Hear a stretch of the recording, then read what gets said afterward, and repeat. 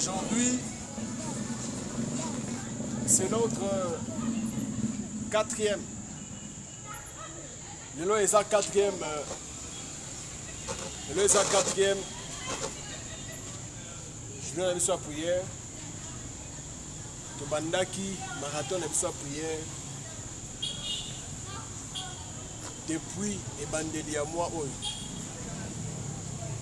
Peu lelo le 25 tozo silisa. Bandaki les 5, les 11, les 18, dans lelo les 25. Acclame pour la gloire de Jésus. Amen. Acclame pour la gloire de Jésus. Et lelo Nzambe asali biso grâce ya kozama na présence na ye. Oyo présence na Nzambe nde bisika oyo Nzambe asalaka biso bolamu. 1 Jean chapitre 3 verset 8. Celui qui pêche est du diable, car le diable pêche dès le commencement. Le Fils de Dieu a apparu afin de détruire les œuvres du diable. On peut s'asseoir. Bien-aimé, kobebisa misala ya Satan. Tika na yebisa yo. Okozala oza awa na esika oyo. Obebisaki misala ya Satana mardi passé. Mardi lelo pe faut obebisa yango. Mardi lelo pe il faut pe oyeba kobebisa. Parce que ce que l'on dit Satana na kama moko atiaki liboso akolinga lisusu ayeba kotia lisusu eloko mususu danger lisusu liboso puis esili akolinga lisusu atia lisusu likambo eloko moko lisusu oyo ekoya po ete elelisa yo kaka motema po ete esala yo kaka pasi. Nde bongo Satana aza suwe na ye eza ke yo olela Nzambe na komona nyonso wana. En voyant tout ça, Jésus venir sur la terre, aye pointe azongisa, d'abord appeler sa vie et pas ya moto, même ceux qui ont kufa na nzoto, mais âme ya moto eye bakokufa te, âme ya moto eye bakokota na bokonzi ya tata, pointe depuis que Satana akosaki Adam na Eve, babungisaki bomoto ya kibunzambe na bango kati na bango. Bakomaki kosala makambo kotambola lokola moto nyama. Kasi sepelisaki na nzamba kita azwa nzoto aya po ete akufela yo azongisa yo ozala na nature ya bonzambe kati na yo au travers Saint-Esprit yenda kosala eke oyeba kokota na bokonzi ya likolo ndenge Biblia ezoloba que ceux qui sont conduits par l'Esprit de Dieu sont fils et filles de Dieu. Alors, yami balé aye pe poeta pesa yo nguya yako bebisa misala ya Satan. Bien sûr que avant Yessoya, il y avait les prophètes, il y avait les sacrificateurs qui priaient, guérissait et qui ressuscitait même des personnes. Mais arrivé au temps où Jésus y est soyé, a perçu son bifo. Alors, je vous ai donné le pouvoir de marcher sur les serpents et sur les scorpions et sur toute la puissance de l'ennemi. Et rien ne pourra vous nuire. Amen. C'est-à-dire que rien ne peut faire quelque chose de mal dans votre vie. Amen. Parce que nous avons reçu le pouvoir. Toyambi nguya bifo. Ko bebisa misala ya Satana. Alors, Yesu, avant ayeba komata likolo, Avant ayeba kokende, azo sambela na losambo na ye, azo yebisa Nzambe boye, azo yebisa tata na ye boye. Bato yo pesa kinga na bungisi ata moko te. Je n'ai perdu aucun de ceux que tu m'as donné. Et sa prière, c'est une prière sacerdoto-pastorale. Il faisait cette prière de sacerdoce. Avant qu'on s'adressait et pas à papa naé. Et cette prière pastorale, parce qu'un pasteur doit paître les troupeaux, doit garder les troupeaux. Alors, sauf le fils de la perdition, Judas, qui allait se pendre. Sauf le fils de la perdition. Parce qu'il s'est pendu, c'était après. Mais là, Judas a nous commis des mbikate. Alors dit que Yesu solo bakena bungisi mon côté. Kaka oya benga maki bungisi. Nde wana le fils de la perdition. Nazo kende bango babombi malobananga. Kasi bazomi na mokili oyo eza ya bango te. Oyo nguya mususu nde eza, nde ezo renier. Nguya ya Satana. Nazo senga na yo te papa oyo bakolongola bango na mokili oyo soki ezalaki bongo bayeba ya te. Mais nasengi na yo oyo bakobatela bango na mabe nyonso. Pourquoi? Parce que Christ sait que le diable est là. Malheur à la terre et à la mer. Alors, parce que tozobi kanakati ya adversité, il le faut. C'est une obligation. Il faut. Osa la protéger, pe obebisa misala ya Satan. Parce que ça obebisi misala ya Satan te, misala wana nde ko bebisa yo. Acclame pour la gloire de Jésus. Misala wana nde ko bebisa yo. Nde ko bebisa vie na yo.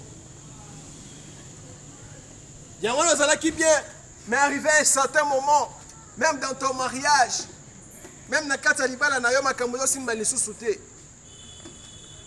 Parce que pourquoi? Parce que semence moko ya Satan ekoti. Semence ya Satan so ekoti na kati ya libala na yo ebebisi makambo. Semence ya Satan so ekoti na kati ya classe na yo ebebisi makambo. En ayant tout ça, na koyeba nyonso wana apesi biso nguya. Je vous ai donné le pouvoir. Le pouvoir, vous le savez. Bonsana yango, na pesi bino nguya pifo.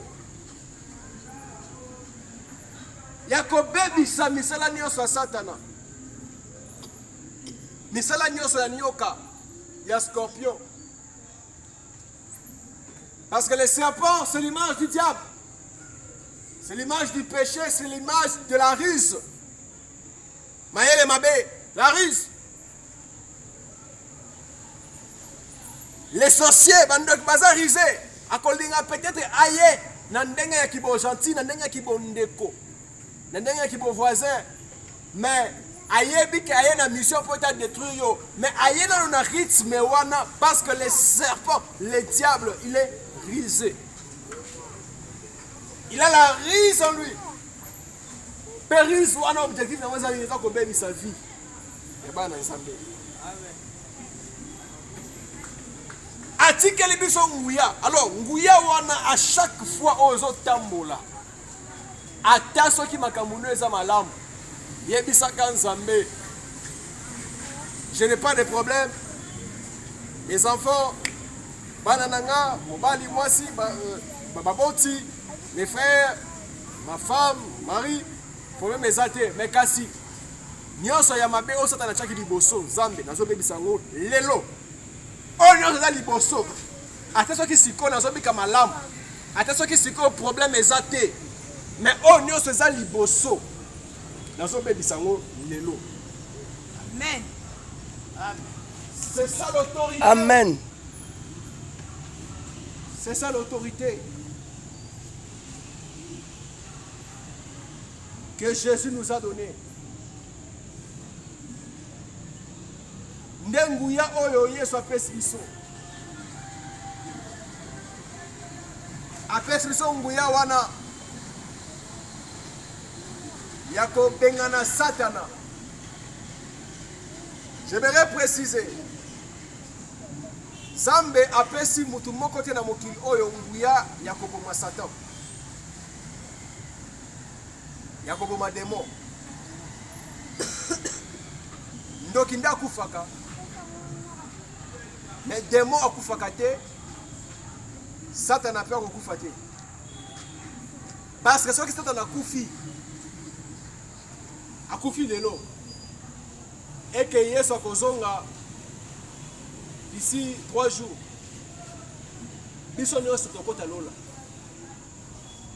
Quelque part, le diable il est au service de Dieu. Afin de limiter, afin qu'il y ait un nombre. Il y a bateau babengi baponami. Il y a kokota na lola. Et de deux, pour être aïe bakosala ko exécuter ba dessin ba bokano na nzambe.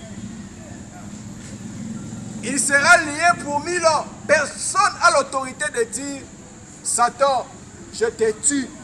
Satan, je te ferme. Non, je te chasse. Démon, reçoit le feu.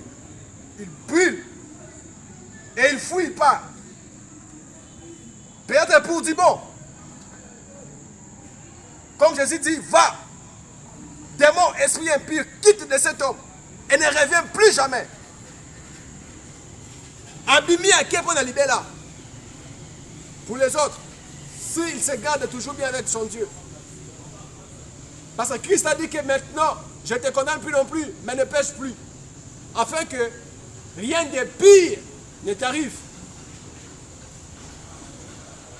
Seulement au dernier jour, que Bakokanga est d'abord emprisonné pendant 1000 ans. Personne maintenant peut fermer motomoko te riko kanga Satana sikoyo te. Satana babenganaka demo moko te ekoki kokufa. Demo baziki sakaye pe babenganaka musika akende musika aya lisusu te. Mendoki akufaka. Kindoki pe kufaka. Otindi moto na ndoki et Dieu est souverain. Ça peut se faire aussi que moto wana et que ainsi que certains autres boy. Le fait pas, ça brûle même la chair humaine. Les sorciers qui combattent ta vie, le fait pas, ça brûle même sa chair humaine. Zambala souverain. Pe akoufi. Mais démon. En tant qu'esprit. Pe Satana. Moyo kangé sate. Obengani n'est pas ziki. Mais le diable, il est là en train d'œuvrer pour détruire, pour causer des torts, mais aussi pour servir Dieu, afin que Élie, les élus de Dieu, parce qu'elle a déjà un nombre limité.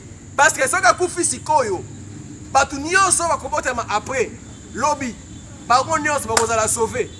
Pourquoi? Parce que ça a une influence moko ya mabe te. Parce que le père de tous les péchés, c'est le diable. Alors ceux qui bakoufi, ceux qui akoufi, osambeli nzambe na bomio, ceux qui akoufi, mabe ekozala susu te na mokili. Alors comme il n'y aura pas les péchés sur cette terre, c'est tout le monde qui sera sauvé. Or, le royaume des cieux, et ça pour Nabato, Nzambe est déjà apponi. Voilà pourquoi il doit laisser le diable pour que le diable puisse lui servir. Acclame pour la gloire de Jésus. Maintenant sur cette terre, n'autorise pas que le diable puisse blaguer avec ta vie.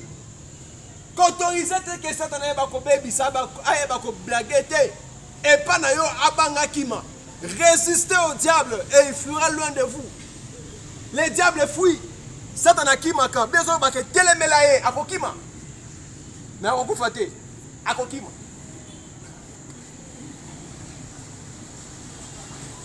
Akokima. Ayaki po abundisa yo. O résister. Mot. Paf. Akimi akei. Mendoki. Aye. Azimoto. Pe akufu pe na bonzoto.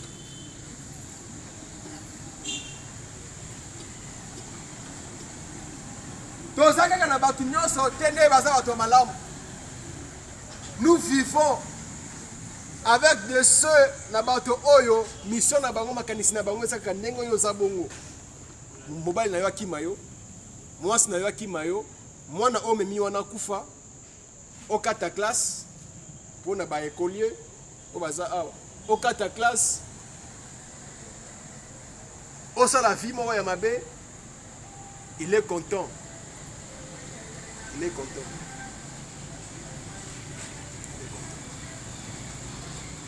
Yangona à tout moment pensez oyo. Tozo klotirango lelo. Mais éthique la enseignement oyo ko pratiquer vina yo so mobimbake. En tant que je suis vivant, même si maintenant là les choses marchent bien, il faut na baby ça mais c'est la satana o eza dans le futur. Il faut na baby ça yango. Satan n'est pas aïe pas hier sur le lobby. D'abord, le diable est parti chez Dieu. Aïbisi Nzambeke. Job a son bangayo. Parce que PC est bozu. Permettez qu'on a bébé ça. Donc, à quel point ta bébé sa vie à Job? Pour ta vie à Job et bébé. La destruction. Les voleurs ne viennent que pour faire quoi? Pour dérober, détruire et égorger. Il va venir à quoi pour ta bébé sa caca. Voilà pourquoi penser aux Zalanamo à tout moment que je dois prier pendant qu'on veut ça. Mais ça là, il y a Kadiam Pema. Tellement le collègue que j'ai mis tellement. Il faut que ça, mais ça là, il y a Satana. Mais Satana, Debongo Azalaka. Satana, Debongo Azalaka. J'étais en train de me parler pour le Pakistan. Pour le Pakistan. Il doit se faire quelque chose là au Pakistan. Je vois des désordres et des troubles à la dimension des guerres au Pakistan. Des révoltes et des troubles. Et les guerres commencent et les armes commencent d'une très grande ampleur, voire même à être télévisées. L'Église et l'homme de Dieu, c'est la lumière du monde. Nous sommes au Congo, nous sommes ici à Emmanuel Chama. Mais Dieu révèle les choses qui doivent venir dans des nations. C'est dans ça que le Seigneur nous a établis. C'est dans ça que le Seigneur nous a mis. Selon Apocalypse, chapitre 10, verset 11. Pakistan, soyez éveillés. Si ce message va vous parvenir, il y a quelque chose comme une guerre. Même pas comme une guerre, mais la guerre et les troubles se produisent là chez vous. Là chez vous. Et si tu es ici entre en prière, élève tes mains. Élève tes mains. Élève tes mains. Dis à Dieu, Seigneur, je suis là pour toi. Que les œuvres du diable soient détruites dans ma vie. Commence à prier au nom de Jésus. Commence à prier. Commence à prier. Eba sharabakabe. Eba shandarabakaya bazeke. Rekaba sharabakaba babu shakaye. Riba shakarika zakanta iba sharabaka. Leria makuzu kanta ima shandelia kantebe. Reba baba shaika riba shanda yakante. Kalema shukanta ime.